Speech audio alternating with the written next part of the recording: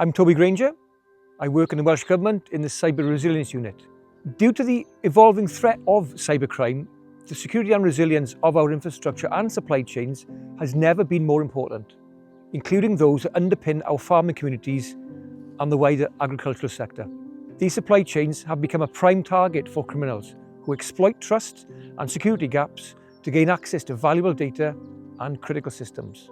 It's vital that organisations factor cybersecurity into their everyday working practices, particularly when working with others across the farming supply chain, where disruption can have a real and immediate impact.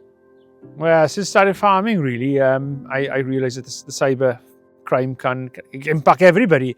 But I think as a farmer in particular, they can become a bit more vulnerable because obviously on the farm you're always busy all the time, and sometimes you'll rush to do things, and particularly on cybercrime you may get an email or a phone call, and then it's answering it back quickly without sort of doing the basic checks really. We've nearly been caught out here a couple of times, had emails through from what you think is a legitimate email.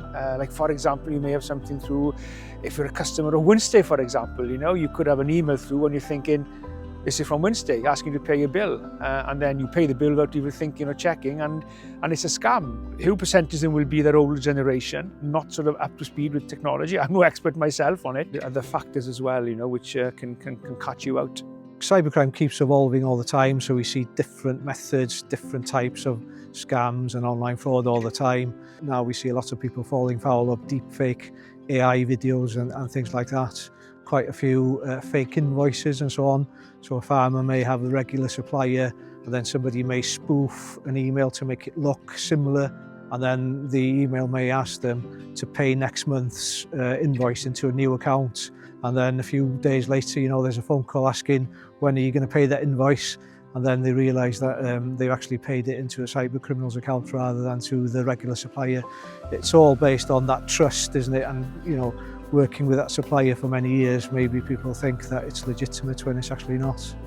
Well, it can ruin you, can it? You can ruin you financially, it can ruin you as a business. It's not just the big companies that are targeted, it's small companies as well, it's small individuals, farms as well. And you find yourself, you're struggling, you're in debt and stuff because of these scams, and then all the other different pressures come then, the worry, the mental health issues, so ruin you as a family and as a business as well. But securing your farm, securing your future now extends beyond the farm's gates. You've got to secure your online world as well. Farmers can take quite simple steps to protect themselves, protect their families, protect their businesses. Some of the main things are, first of all, to make sure that they've got strong passwords on all their online accounts. Another thing, and I think that Nige mentioned this, is to verify any unexpected contact that you receive online, to verify any requests for your personal or financial information, and to verify any requests, of course, for your passwords or your PINs or anything like that. We also recommend that people back up important data on a regular basis. So if something does go wrong, you'll be able to get your important files and your important information back. But I think the biggest danger is the cybercrime, because you won't expect it, and you've got to be really, really prepared for that. Don't think it's not going to affect you, or don't think it may not be you.